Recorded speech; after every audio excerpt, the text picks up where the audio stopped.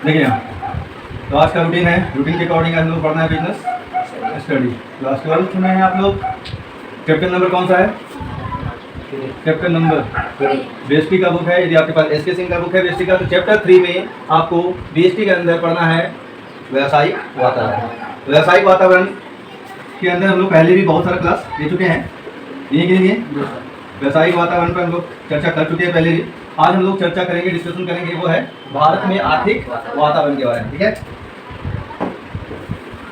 भारत में कहाँ? भारत, जो कि हमारा अपना देश है। और भारत में आर्थिक वातावरण का स्थिति आज के समय में कैसा है ये भी जानेंगे। और हमारे देश में आज़ादी से पहले भारत में आर्थिक वातावरण कैसा था, आज़ादी के बाद से लेकर 1991 तक भारत में आर्थिक वातावरण की स्थिति कैसी थी, ये भी जानेंगे। आज सब चर्चा होगा। ठीक है, यदि इसको आप लोगों को जानना है तो आपको ये जानना होगा कि 1951 से 1990 91 कर सकते हैं।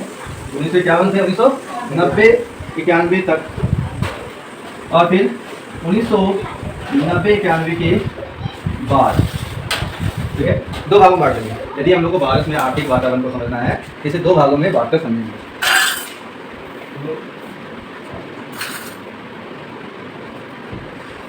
तो पहले हम लोग चर्चा करने वाले हैं कि 1951 से 1990 91 तक भारत में आर्थिक वातावरण का स्थिति कैसा था। सुनिए, अब इसमें हम थोड़ा टाइम लेंगे, लेकिन हाँ समझा देंगे। आप सभी को पता है कि हमारा देश भारत अंग्रेजी शासन से कब आज़ाद हुआ? 1947। आपको लगा कि अजीब सा बात क्यों पूछ रहे हैं? ठीक है, पूछने के पीछे रीजन है। आज़ादी कब हुआ? वो वर्ष था 1947 का। आज़ाद होने के बाद हमारे देश में अपना संविधान बन गया। कब बन गया?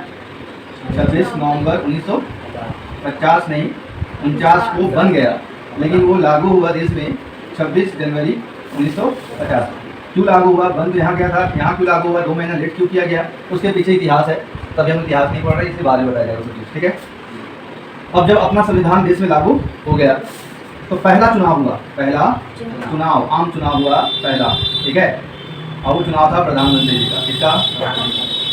और उस समय एक ही पार्टी, उस समय भारत में एक ही राजनीतिक पार्टी के तौर पर उभर के आई थी, वो थी कांग्रेस। क्या? कांग्रेस। और उन्हीं का जितना कंफर्म था, उनका जीत पहले से निश्चित हो चुका था, और कोई था ही नहीं विपक्ष में। ठीक है, मतलब थे विपक्ष में, लेकिन वो जो विपक्ष में लोग बैठे हुए थे, विपक्ष में जो पार्टियां थी वो इतनी मजबूत नहीं थी कि वो इनको हरा सके। तो चुनाव हुआ, भारी मतों से जीतकर बहुमत के साथ हमारे प्रथम प्रधानमंत्री कौन बने? ये ना बने? बोलेंगे सर हम पढ़ रहे हैं बीएसटी, आगे इतिहास देखिए, आ रहे हैं, ट्रैक पे आ रहे हैं। ठीक है, मजा आएगा, क्योंकि यहाँ से आएंगे तो मजा आएगा। और कब हुआ पहला चुनाव? तो वही 1951। ठीक है, प्रधानमंत्री के रूप में जवाहरलाल नेहरू प्रथम प्रधानमंत्री बनकर आए।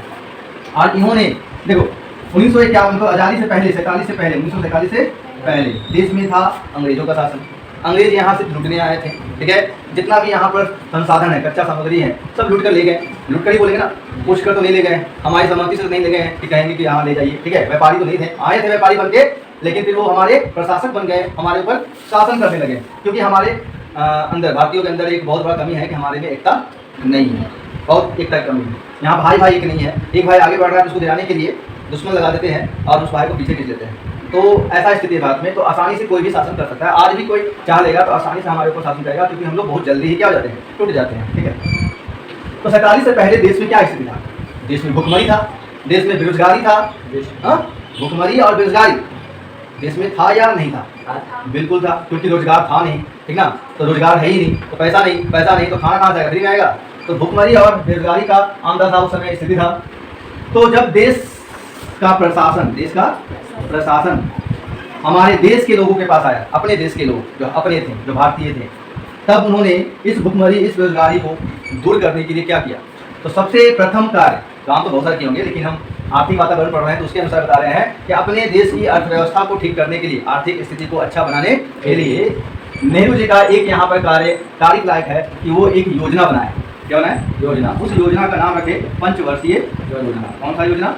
पंचवर्षीय योजना। ठीक है, पंचवर्षीय योजना। क्योंकि उस समय हमारा देश एक तरह से समाजवादी अर्थव्यवस्था को फॉलो करता था। किसको? समाजवादी अर्थव्यवस्था। समाजवादी अर्थव्यवस्था इकोनॉमिक्स से पढ़ा है कि जिस अर्थव्यवस्था में सरकारी क्षेत्रों का बोलबाला है बोलबाला मतलब अधिकतर उत्पादन का क्षेत्र सरकारी क्षेत्र है तो वो कहलाता है समाजवादी। तो उस समय का जो अर्थव्यवस्था था भारत का वो समाजवादी अर्थव्यवस्था था। और कांग्रेस का कांग्रेस में जवाहरलाल नेहरू का जो, ठीक है, मोदी जी मुझे बैठ गया, ठीक है, मतलब प्रधानमंत्री कौन, मोदी जी। तो जवाहरलाल नेहरू जो है वो चाहते थे कि देश में समाजवादी अर्थव्यवस्था का निर्माण हो और सभी उत्पादन का क्षेत्र पर सरकार का स्वामित्व हो।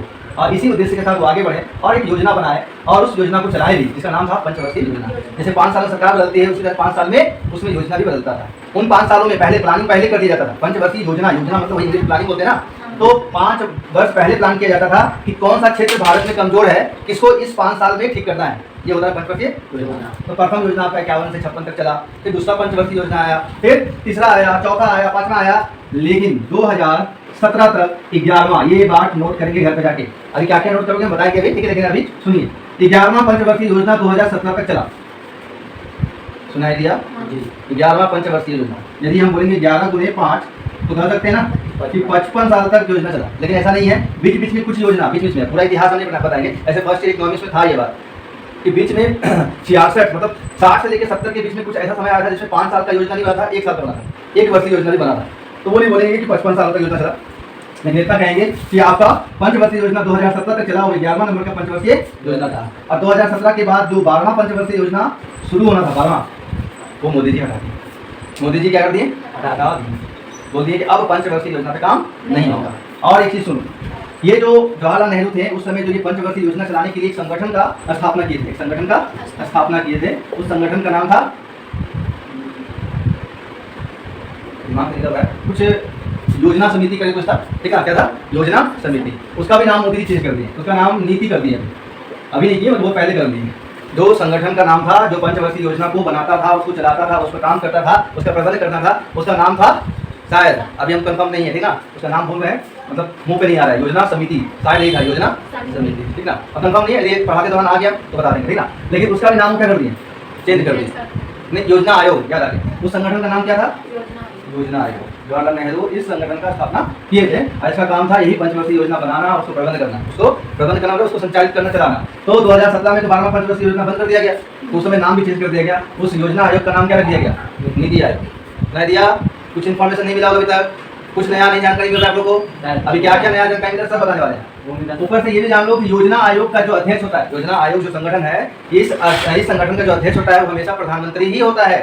तो कहेगा कि योजना आयोग का प्रथम अध्यक्ष कौन था, तो क्या बोलेंगे? जवाहरलाल नेहरू जी थे। और उसके बाद जितना भी मतलब पंचवर्षीय योजना बना, योजना आयोग रहा तो रहा ही होगा, और उसमें जितने भी अध्यक्ष बने कौन बने? इसमें नियम ही बनाया गया है, रूल ही यही बनाया गया है, योजना आयोग का जो अध्यक्ष होगा, हेड पर्सन होगा, कौन होगा? देश में प्रधानमंत्री जो भी उस समय होगा वही बनेगा। तो उस समय शुरू में कौन थे? जवाहरलाल नेहरू थे। शुरुआत में योजना आयोग के अध्यक्ष कौन थे? वही थे। उसके बाद 2014 में भी जब पंचवर्षीय योजना चल रहा था, 11वां पंचवर्षीय योजना, तो उस समय भी मोदी जी आ चुके थे, तो वो भी अध्यक्ष थे योजना आयोग के। लेकिन बाद में एक उस समय एक ट्रेंड चला था, ट्रेंड मतलब एक धारणा चला था नाम चेंज करने का। जैसे यूपी में बहुत सारा नाम चेंज हुआ था, शहरों का नाम चेंज हुआ था, उसी तरह से ये सिर्फ नाम, मतलब कांग्रेस का कुछ भी रखना वो नहीं चाहते थे मोदी जी, वही ट्रेंड चला। ट्रेंड नहीं बोल रहे, ट्रेंड है, ट्रेंड मतलब होता है प्रवृत्ति चला, ठीक है। तो क्या क्या इसमें नोट करोगे घर जाके, बोलेंगे सब कुछ नहीं बोलेंगे, क्या क्या लिखना है, सुनो क्या क्या लिखना है। सबसे पहले आपको ये हेडिंग देना है, भारत में आर्थिक वातावरण। उसके बाद देखो भारत में आर्थिक वातावरण डैश देखिए, उसके नीचे कुछ लिखना, क्या लिखना बोल रहे हैं उसमें लिखना कि यदि भारत में आर्थिक वातावरण को समझना है तो इसे 2 भागों में बांट के समझना होगा। ये जो बोले लिखना है, इसे 2 भागों में बांट के समझना होगा। पहले लिखना है 1951 से लेकर 1990-91 तक का भारत में आर्थिक वातावरण लिखना है दिया। जो अभी गाँव में जाकर बैठे हैं आप लोग भी अपना जो बोल रहे हैं नोट और कॉपी चाहिए आप लोग, अभी तो कल चेक कर लेंगे और लोग का फोटो भेजा जाएगा जो ऑनलाइन पढ़ रहा है। 1951 से 1990 तक का भारत में आर्थिक वातावरण कैसा था, और 1990-91 के बाद भारत में आर्थिक वातावरण के बारे में लिख देना, ठीक है। उसके बाद ये छोटा मोटा टॉपिक्स है, इसको लिख देना। जैसे बोलेंगे कि भारत आजाद हुआ, ये मत लिख देना, भारत कब आजाद हुआ ये नहीं बनाना है। इसे बनाना है योजना आयोग की स्थापना कब हुई, 1951 में हुई, ठीक है। योजना आयोग के अध्यक्ष कौन होते हैं, तो हमेशा जवाहरलाल नेहरू नहीं, हमेशा प्रधानमंत्री होते हैं, ये लिखना है। पहला क्वेश्चन क्या लिखोगे, योजना आयोग के अध्यक्ष कौन होते हैं, होते थे, अब इतिहास बन गया तो लिखना है योजना आयोग के अध्यक्ष कौन होते थे, तो देश के प्रधानमंत्री। प्रथम अध्यक्ष कौन थे योजना आयोग के, तो जवाहरलाल नेहरू। अंतिम योजना आयोग के अध्यक्ष कौन थे, नरेंद्र मोदी। वर्तमान में भी लिखना कि वर्तमान में कौन सा पंचवर्षीय योजना चल रहा है, उसका आंसर देना कि वर्तमान में कोई भी पंचवर्षीय योजना नहीं चल रहा है, क्योंकि मोदी जी ने 2017 में 11वां पंचवर्षीय योजना समाप्त हुआ था, 2017 से 12वां पंचवर्षीय योजना शुरू होना था, लेकिन मोदी जी ने योजना आयोग को ही समाप्त कर दिया और एक नया संगठन बना, इसका नाम रखा गया नीति आयोग। अब नीति मतलब ये नीति मत समझ लेना, ठीक ना। अभी इंडिया पार्टी बन गया है तो क्या इंडिया पार्टी मतलब इंडिया कंट्री का नाम है क्या, उसका फुल फॉर्म कुछ और है, ठीक है। नीति मतलब ये नीति मत, इसका फुल फॉर्म कुछ और, ठीक है। तो नीति आयोग का स्थापना कर दिया गया, योजना आयोग को समाप्त कर दिया गया और पंचवर्षीय योजना के आधार पर देश का विकास करने का जो नीति था उसको समाप्त कर दिया गया है। ठीक है, अब नीति आयोग कैसे काम करता नहीं करता उस पर हम लोग टॉपिक अभी इस टॉपिक पर चर्चा नहीं करना है। कितना सारा बोल दें दरवाजा कौन खोलता है सर? पहला आम चुनाव गाँव में पहला आम चुनाव 1951 हाँ 1951 पहला आम चुनाव जो प्रधान चुनाव 1951 में हुआ और कांग्रेस को जीत के उसमें लिखना है। ठीक है, फिर से बोलते क्या लिखना क्या, वो तो दिए हैं वीडियो में है ये, तो अपना स्टॉप करके देखते रहना। तो वही बात हो रहा था कि 1951 से पहले भारत की स्थिति कैसी थी। यदि आपसे क्वेश्चन पूछा जाए, आपसे एक क्वेश्चन पूछा कैसे लिखना है, हम एक और क्वेश्चन जोड़ रहे हैं, इसमें आप क्वेश्चन लिखना कि 1951 से पहले भारत में आर्थिक स्थिति कैसी थी। तो आपको आंसर क्या लिखना होगा कि 1951 से पहले भारत पर अंग्रेजी शासन था और अंग्रेजों का एक ही उद्देश्य था कि भारत में जितने भी संसाधन है, कीमती संसाधन है, कच्चा सामग्री, उसको लूट कर अपने देश में ले जाना, यहाँ के लोगों को बर्बाद करना ही उद्देश्य था उनका। इसलिए देश में क्या था, बेरोजगारी का आरंभ था, लोगों के पास खाने के लिए भोजन नहीं था, पहनने के लिए सही से कपड़ा नहीं था, रहने के लिए एक उचित छत नहीं था। तो दिखना आज बोल रहे हैं, समझ दिया। तो बहुत ही बुरा स्थिति था भारत का, आर्थिक स्थिति, आर्थिक वातावरण अंग्रेजी शासन में बहुत ही बुरा था। ठीक है, अब बोलेंगे सर कुछ लोग बोलते हैं कि अंग्रेज कुछ अच्छा भी किए हैं। तो देखो बोलने वाले बहुत कुछ बोले, हम भी पढ़े बहुत कुछ, लेकिन सब कुछ नहीं लिखना है, हम जो भी बोले वो लिखना है। ठीक है बहुत कुछ अच्छा भी किए, कुछ अंग्रेज अच्छा भी किए हैं, तो वो हम इतना लिख के पूरा 10 पेज नहीं बनाए। लेकिन कुल मिला के एवरेज देखा जाए तो भारत बर्बाद हुआ, अंग्रेजी शासन में भारत बर्बाद हुआ। यहाँ का आर्थिक वातावरण भारत में अंग्रेजी शासन के समय भारत का आर्थिक वातावरण बिगड़ा है, बना नहीं है। कुछ जगहों पर बना है जिसके कारण लोग थोड़ा तारीफ भी करते हैं, तो कहेंगे कि नहीं टीचर को बताना, क्यों बताएं। औसतन पे हम चलते हैं कि औसतन क्या फायदा हुआ है, नुकसान हुआ है, तो नुकसान हुआ है, और इसलिए आपको वो लिखना है। ठीक है, तो भारत में आर्थिक वातावरण आजादी से पहले कैसा था इसके बारे में बोले हैं, लिख लेना और ढंग से लिखना। फिर वही काम बार बार नहीं कि गलत लिख रहे हैं, शुद्ध नहीं लिख रहे हैं, सजा नहीं लिख रहे हैं, बार बार नहीं झेलेंगे। ठीक है, ऐसे भी गुस्सा को चढ़ चुका है कि आजकल के स्टूडेंट करते वही है जो अपना मन करते, क्यों बोलते हैं कि हमको जिंदगी में कुछ करना है। सब आप भी शामिल हो, आप भी शामिल, सब अपने मन करते हैं। गुरु को पता नहीं क्या सोच लिया, कुछ गुरु के कारण सब बदनाम हो गया, हम ही बदनाम हो गए, मेरे साथ टीचर बदनाम हो, जो इज्जत से हम पढ़ाते हैं, जो हम चाहते हैं कि स्टूडेंट कुछ कर ले, ठीक है, कुछ करके निकले यहाँ से, उसको भी एक ही तराजू में तौल देते हैं। और आजकल गार्जियन भी अजीब हो गया है, बच्चों को कोमलता के साथ पालते हैं, हाँ कोमलता के साथ, और जब बड़ा हो जाता है बच्चा तो सीधा आग के भट्टी में झोंक देते हैं, कहते हैं कि अब करो, अरे कोमलता के साथ पाले हो, अब आग के भट्टी में झोंक रहे हो, तुम क्या कर लेगा वो, शुरू से ही आग का भट्टी में झोंकिए उसको, और बाद में आग के भट्टी में भेजिए, करके दिखाएगा वो।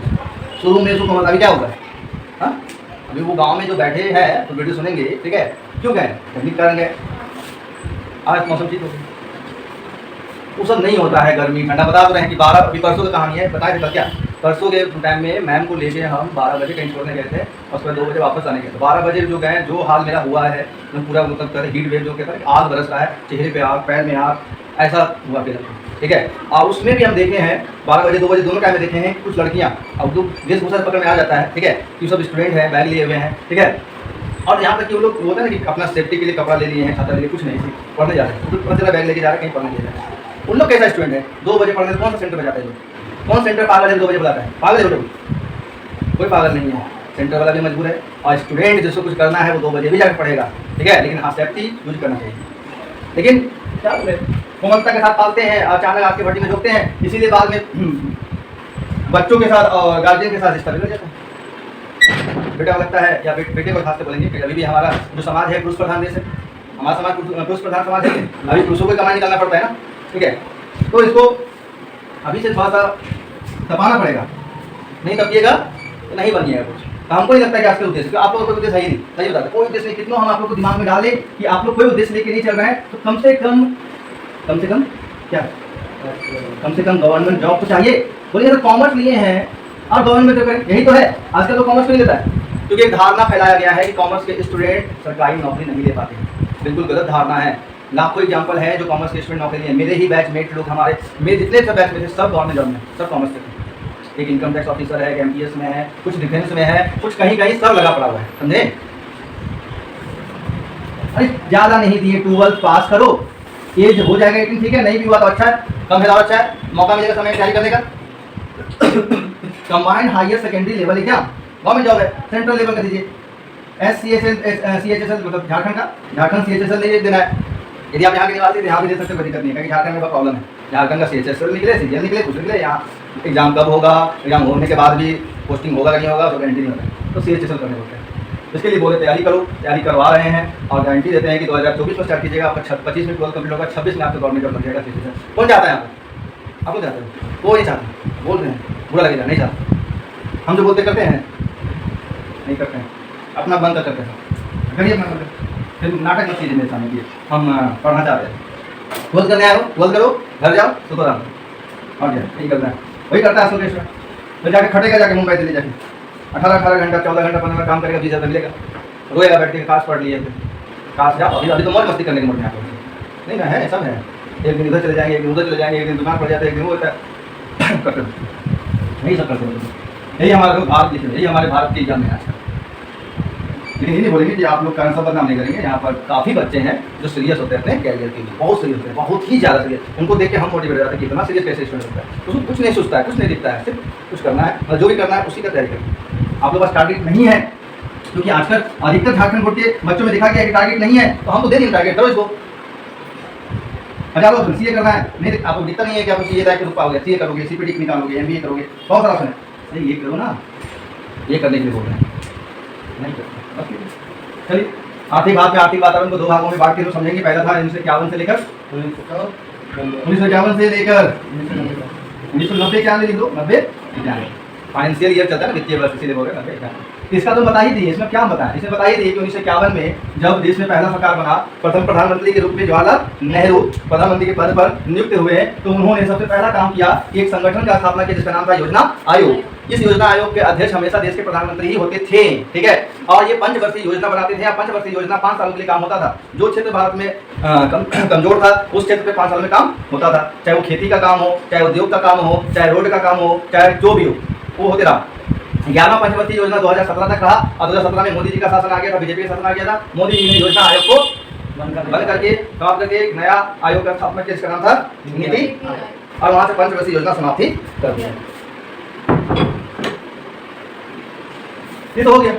लेकिन बस यहाँ बात हम लोग जो मेन पढ़ना है वो 90 के आने में कहाँ पढ़ना है, 1990-91 के बाद का भारत में आर्थिक वातावरण, 1990-91 के बाद का भारत में आर्थिक वातावरण। अब यहाँ से सुनना है, पीछे जितना बोले हैं उसको नोट्स कर लेना। अब यहाँ से जो स्टार्ट होगा वो मेन है, ये आपका सिलेबस का चीज स्टार्ट है। इससे पहले जितना से बताया वो सिलेबस का नहीं, वो सिर्फ नॉलेज के लिए नहीं, वो आपके एग्जाम में नहीं आएगा। और आ गया तो अच्छी बात है।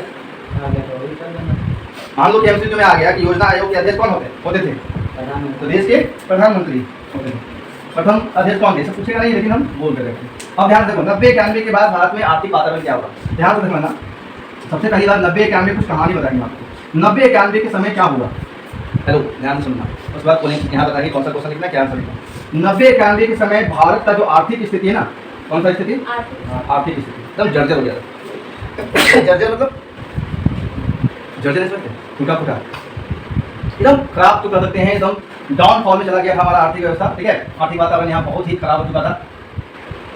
यदि उस समय देश में यदि कोई एक व्यक्ति आकर एक उचित नीति नहीं बनाता, कौन बनाया बताएंगे, तो आज हम उस समय में हमारा देश बिक जाता मतलब जिन देशों से हम कर्जा लेके देश को चला रहे, क्या कर रही तुम लोग आते समय क्या चला रही,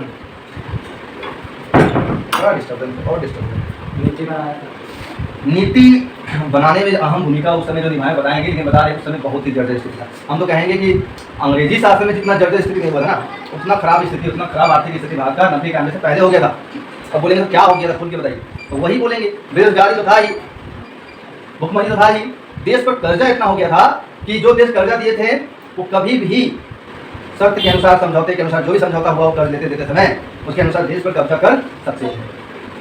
वही समय था कि उसमें भ्रष्टाचार भी बहुत हाई लेवल तक था। भ्रष्टाचार उस समय था कि चावल में 1 किलो कम मिला दिया था, एक 25 केजी का बोरा है तो उसमें 1 केजी, इस तरह का भ्रष्टाचार था, इतना मिलावट चल रहा था, मतलब स्थिति बदतर था। और उसके पीछे का बोलेंगे रीजन क्या था, उसके पीछे का रीजन बहुत सारा फैक्टर है, बहुत सारा तत्व है जिसके कारण ऐसा स्थिति आया। उसमें एक प्रमुख स्थिति बताते हैं, उस समय देश में कोई स्थिर सरकार बन ही नहीं रहा था। स्थिर मतलब होता है कि मोदी जी सरकार स्थिर बन रहा है, 5 साल तक चल रहा है, तो बहुमत में आते हैं।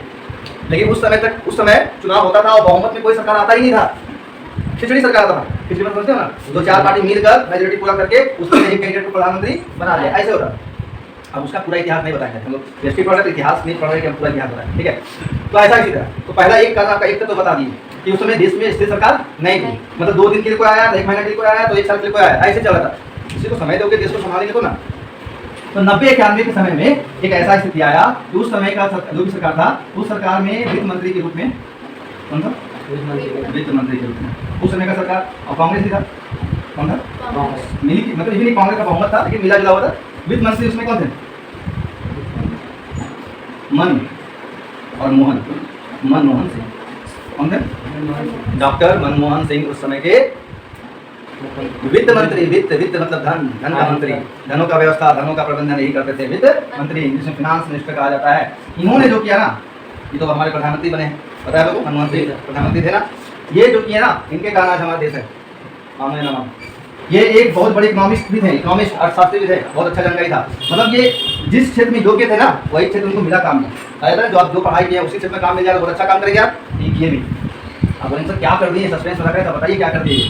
तो ये कुछ नीतियाँ बनाए, क्या किए? कुछ नीतियाँ बनाए, कुछ पॉलिसी बनाए। उसमें से सबसे प्रमुख पॉलिसी तो बहुत सारा बना, देश को आगे ले जाने के लिए, देश को कर्ज मुक्त करने के लिए, देश में रोजगार बढ़ाने के लिए, देश में भुखमरी समाप्त करने के लिए, गरीबी हटाने के लिए, देश के विकास के लिए जो भी किया जा सकता था, उसके लिए जो भी नीति बनाने की आवश्यकता हुई सब बनाए। लेकिन सबसे प्रमुख नीति जिसको हम लोग जानते हैं LPG के नाम से, सबसे प्रमुख नीति जिसको हम जानते हैं LPG के नाम से। LPG जो किचन में गैस रखा वो मत सोच देना कि लिक्विड पेट्रोलियम गैस मत समझ लेना। ये है लिबरलाइजेशन, प्राइवेटाइजेशन, ग्लोबलाइजेशन। ये आप लोग क्लास 10 9 में पढ़े होंगे। Liberalisation, privatisation, globalisation. Hindi medium से आपको है उदारीकरण, निजीकरण, वैश्वीकरण। इकोनॉमिक्स में था 10th में। क्या है उदारीकरण, क्या है निजीकरण, क्या है वैश्वीकरण, पढ़ाया गया आप लोगों को। आज फिर से मिल गया है BST के अंदर, तो आप किस्मत वाले हो, फिर से मिला है और अच्छा मिला है और बेहतर अभी यहाँ बताया जाएगा, डिटेल में समझाया जाएगा। ये नीति बड़ी सर बस यही नीति, 3 नीति से देश सवर गया नहीं, बहुत सारा नीति बना, लेकिन ये नीति सबसे ज्यादा काम किया है। क्योंकि 1990-91 से पहले देश में L नहीं था। L नहीं था मतलब उदारीकरण नहीं था। 1991 से पहले प्राइवेटाइजेशन नहीं था, निजीकरण नहीं था। 1991 से पहले ग्लोबलाइजेशन नहीं था, मतलब वैश्वीकरण नहीं था। बोले से क्या होता है, सब आने से क्या फायदा हो गया? तो देखो नाम से मालूम चल रहा है, एक एक करके समझाएंगे, डिटेल में समझाएंगे, लेकिन अभी शॉर्ट में समझा रहे हैं कि उदारीकरण नाम में ही है। नहीं बोलते हैं थोड़ा सा उदार भावना रखिए, कभी कभी बोलते होंगे उस व्यक्ति का बहुत भावना उदार है, उदार मतलब प्रेम से बात करता है, वो किसी पर सख्ती नहीं करता है। तो उदारीकरण का मतलब हुआ कि मनमोहन सिंह जी ने उस समय एक नीति बनाया कि देश में जितने भी उद्योग धंधे हैं, ठीक है, उनको थोड़ा छूट दो, उनके ऊपर जो प्रतिबंध लगाया गया है उस प्रतिबंध को कम करो। हटा मत दो, लेकिन क्या करो, कम करो। तो वो जब प्रतिबंधों को कम किया गया, कहीं कहीं से कुछ हटा दिया गया, उसको नाम दिया गया उदारीकरण। जैसे जो व्यापारी वर्ग के लोग थे, जो उद्योग धंधे चला रहे थे, वो खुलकर अपना व्यापार करने लगे, कंपटीशन एक दूसरे में होने लगा। क्योंकि उस समय तो कह सकते हैं कि देश में समाजवादी अर्थव्यवस्था ही चल रहा था, पूरा क्षेत्र सरकार के अंदर था, सरकार जैसे बोलता था वैसे करना पड़ता था, सरकार जो नियम बनाए वही नियम से व्यापारी को व्यापार करना पड़ता था। खुल के व्यापार नहीं कर पाते थे उन लोग, इसलिए वो हमारा उस समय हमारे जो व्यापारी हैं, हमारे जो उद्योग लाने वाले उद्योगपति हैं, वो अपने उद्योगों को, अपने व्यापारों को आगे लेकर नहीं आ पा रहे थे, क्योंकि उनके पास दिमाग था, उनके पास पॉलिसी भी था, तरीका भी जानते थे कि उद्योग कैसे आगे बढ़ाना है, लेकिन सरकार की नीतियों के कारण नहीं अपना विकास कर पाते थे, अपने व्यापार का विकास नहीं। जब व्यापार का विकास नहीं होगा तो फिर बताइए देश का विकास कैसे होगा? एक व्यापार से भी देश का विकास होता है। एक व्यापार आगे बढ़ता है तो एक इंसान आगे बढ़ता है, एक इंसान आगे बढ़ता है उससे कई लोग रोजगार मिलता है, ठीक है, समझ रहे होंगे, सब चैन है, सब कनेक्शन है, ठीक है। तो वो किए, उनको लगा क्या करो, थोड़ा छूट दो, उदार भावना को व्यापार के प्रति थोड़ा छूट दो, जहाँ छूट का जरूरत नहीं खत्म करो, खुल के व्यापार कर दो, जहाँ छूट का जरूरत, जहाँ लगता है कि सब कम करना कम कर दो। जैसे दवा बेचना, दारू बेचना, इस सब हटाया नहीं गया, लेकिन कम किया गया। सब पढ़ेंगे कि कितना उद्योग था जिसमें सभी को प्रतिबंध हटा दिया गया, कितना उद्योग था, कौन कौन उद्योग था जिसमें प्रतिबंध रखा गया, सभी पढ़ेंगे। आज की क्लास में सब नहीं हो जाएगा, ठीक है। निजीकरण, प्राइवेटाइजेशन, वही बोले कि लगभग क्षेत्र सरकारी था उस समय, तो इनको लगा, इस समय सरकार ने, मनमोहन सिंह को लगा कि कुछ उद्योगों को अब निजी छोड़ना चाहिए, प्राइवेट हाथों में छोड़ना चाहिए। जैसे भी मोदी जी रेलवे बेच रहे हैं तो वो बेच रहे हैं, सुन रहे हैं ना, रेलवे स्टेशन बिक रहा है तो एयरपोर्ट बिक रहा है, ठीक है, प्राइवेट कर रहे हैं, क्यों कर रहे नहीं कर रहे, उनका पॉलिसी उस पर हम भी वीडियो नहीं बना रहा है, ठीक है। वैश्वीकरण, पूरे विश्व को एक बाजार बनाना वैश्वीकरण कहलाता है, पूरे विश्व को एक बाजार बना देना एक वैश्वीकरण कहलाता है। पूरे विश्व को बाजार बनाना मतलब विदेशियों को अपने यहाँ आने दो व्यापार करने, तभी ना हमारे यहाँ के व्यापारियों को विदेशी अपने यहाँ एक्सेप्ट करेंगे, स्वीकार करेंगे। हम कहेंगे नहीं तुम मत आओ मैं यहाँ पर, तुमको कैसे आने देंगे, तो वो आने देगा आपको। तो उस समय कुछ ऐसा स्थिति था देश में कि यहाँ के जो विदेशी व्यापारी थे, यहाँ के पॉलिसी के कारण छोड़ के भाग रहे थे, ठीक है, कोई आना नहीं चाहता, बहुत बड़ा यहाँ पर टैक्स लगता था। जैसे मान लीजिए विदेश से कोई वस्तु 100 रुपये का आता था ना, तो बॉर्डर पे 200 टैक्स लग जाता था, उस समय ऐसा था। तो बाजार में, भारतीय बाजार में कितना बिकता था, तो कोई खरीदेगा, तो यहाँ से व्यापार चलता ही नहीं था, तो वो बॉर्डर से लौट जाता था। तो ये सब खत्म किया गया, कितना आप बोलेंगे सर इतना आप बोल दिए, अब लिखेंगे क्या बताइए ना। तो देखो वही बताते हैं कि आप लोग को ऐसे तो आप लोग समझदार होते हैं तो खुद ही लिखते हैं, बोलेंगे नहीं लगता, आप वीडियो देखते हैं, सुनते हैं, लगता है कि इंपॉर्टेंट है, ये हमको लिखना है, खुद ही लिखते हैं, ठीक है। तो इसमें आपको 1991-91 के बाद क्या हुआ, तो आपको बताना है कि उस समय के, इसे नोट करना है, इसमें क्वेश्चन समझ करना, ठीक ना। उस समय के जो वित्त मंत्री थे डॉक्टर मनमोहन सिंह ने बहुत सी नीतियां बनाई जिससे देश का आर्थिक विकास हो सके। उसमें से सबसे प्रमुख नीति था एलपीजी। इसका फुल फॉर्म पे लिखना, एल का लिबरलाइजेशन, प्राइवेटेशन, ग्लोबलाइजेशन, हिंदी में लिखना। लिबरलाइजेशन का हिंदी लिखना उदारीकरण, प्राइवेटेशन का निजीकरण और ग्लोबलाइजेशन का वैश्वीकरण, ठीक है। उसके बाद उदारीकरण क्या है, अगला क्वेश्चन आपको सुनना, क्या लिखना, उदारीकरण क्या है, फिर निजीकरण क्या है और फिर वैश्वीकरण क्या है। इसको डिटेल में बाद में जानेंगे, लेकिन अभी खाली क्या है परिभाषा में जान लेते हैं, ठीक है। उदारीकरण क्या है बोल तो चुके हैं, लेकिन आप लोग जानते हैं कि आप सुनने के बाद लिखते नहीं हो, जब हम बोलेंगे तभी लिखोगे। उदारीकरण क्या है, तो उदारीकरण एक ऐसी नीति होती है जिसमें अधिकतर व्यापारों पर जो प्रतिबंध लगा हुआ है उस प्रतिबंध को या तो पूरी तरह से समाप्त कर दिया जाता है या प्रतिबंध को कम कर दिया जाता है, उसे कहते हैं उदारीकरण। सुन लिए, वहाँ भी सुन लेना और लिख लेना, और बाकी जो गाँव में बैठे हैं आप लोग भी लिख लीजिएगा। निजीकरण, निजीकरण एक ऐसी विधि है जिसके अंतर्गत सरकारी क्षेत्र के व्यापारों को या उद्योगों को निजी हाथों में सौंप दिया जाता है ताकि वो अपने हिसाब से उसका विकास कर सके। फिर है वैश्वीकरण। वैश्वीकरण क्या है, इसमें आंसर क्या लिखेंगे, इसमें आपको आंसर लिखना है कि वैश्वीकरण के अंतर्गत पूरे विश्व को एक बाजार बना दिया जाता है जिसमें कोई भी देश अपना वस्तु अपना सेवा बेच सकता है, कोई भी देश वहाँ जाकर वहाँ से वस्तु और सेवाएं खरीद सकते हैं। इस नीति को वैश्वीकरण कहते हैं। हो जाएगा, स्लो कर लेना, लगेगा तेज बोल रहे हैं, स्पीड में बोल रहे हैं तो स्लो कर लेना, सेटिंग आता है, करते हैं। हाँ हाँ सीसी आता है, क्या आता है, सीसीए सीसी आता है ना, कहाँ, यूट्यूब पे सीसी आता है, पता नहीं बहुत सेटिंग है क्या है सीसीए। तो पहले कैसा लगा इंट्रोडक्शन, बाद में आर्थिक वातावरण समझ में आया कि बैठे बैठे बोर हो गए। तो आज ज़्यादा नहीं बोलेंगे, अब कल बोलेंगे, कहीं आगे हम एटीपी भी पढ़ना है, ठीक है। तो कल हम उदारीकरण, निजीकरण और वैश्वीकरण को आराम से डिटेल में एक करके समझेंगे। आगे बहुत कुछ समझे, नहीं समझे क्या, कि 51 से पहले, आज़ादी से पहले भारत का जो आर्थिक स्थिति था कैसा था सबको पता है। नहीं पढ़ा हुआ बच्चा बोल देगा, बच्चा मतलब स्टूडेंट जो लेवल 12 में बता देगा कि भारत में बेरोजगारी ही होगा, उस समय भुखमरी ही होगा, उस समय ढंग का छत नहीं होगा, ढंग का शिक्षा व्यवस्था नहीं होगा। तो क्या 51 के बाद हो गया, 51 के बाद तुरंत नहीं हो गया। 51 में क्या बना, पढ़ा है ना अभी, प्रधानमंत्री जो बने, वो योजना जो बनाए, पंचवर्षीय योजना चला, धीरे धीरे मजबूती आया। लेकिन फिर 90-91 के आसपास में क्या हो गया, तो 90-91 के आसपास में क्या हो गया, क्योंकि देखो बता देते जाओ 1977 में आपको पता है भारत में आपातकाल लग गया था। क्या लग गया था, समझते हो आपातकाल, इमरजेंसी इंग्लिश में बोलते हैं, इंग्लिश में इमरजेंसी लगा था, उसमें इंदिरा गांधी लगवाई थी। आपातकाल क्या होता है, पूरे देश में धारा 144 लग गया, 4 लोग एक जगह इकट्ठा नहीं हो सकते हैं, जो इकट्ठा होता था उसको जेल में पकड़ के जेल में, और उसमें जेल कितना भर गया था, जेल भी इतना भर गया था कि जेल जगह नहीं था तो घर को ही जेल बना दिया, घर को ही क्या बना दिए, जेल, इसलिए सरकार बचाने के लिए, ठीक है। अब उतना नहीं बोलेंगे, हम राजनीतिक कोई वो नहीं है, व्यक्ति नहीं है कि हम इस पर बात करेंगे कि क्यों किए नहीं किए। वैसे जानो 1977 में आपातकाल लगा और यही समय था कि कांग्रेस का शासन खत्म हुआ, फिर दूसरा पार्टी आया, और इसी समय से जो अस्थिरता रहा है राजनीति में जो अस्थिरता मतलब एक पार्टी 5 साल तक शासन करना मुश्किल था, और इस समय से लेकर 90-91 तक ऐसे ही चलते रहा।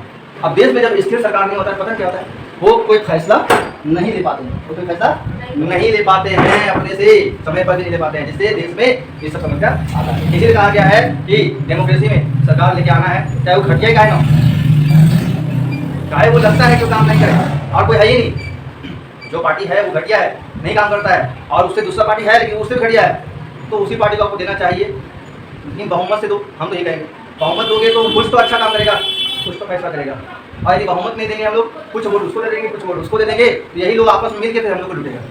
और एक व्यक्ति को देंगे, एक पार्टी को बहुमत देकर जिताएंगे, तो उसको थोड़ा शर्मिंदा भी आएगा, थोड़ा शर्म आएगा कि हमको जनता इतना विश्वास कर दिया है, तो 100 रुपया में से कम 50 रुपये का तो काम करेगा। लेकिन सब पार्टी जो मिलकर सरकार बनाता है ना, उसको एक जरा शर्म नहीं होता है, वो 100 रुपया सब बांट लेता है, 10 रुपये हमको दो, 10 रुपये हमको दो, 10 रुपये हमको, ठीक है। इसलिए ऐसा सरकार बनाओ जो देश का विकास करे, ठीक है। तो कल के क्लास में हम करेंगे एलपीजी को एक करके समझेंगे, ठीक है। चलिए।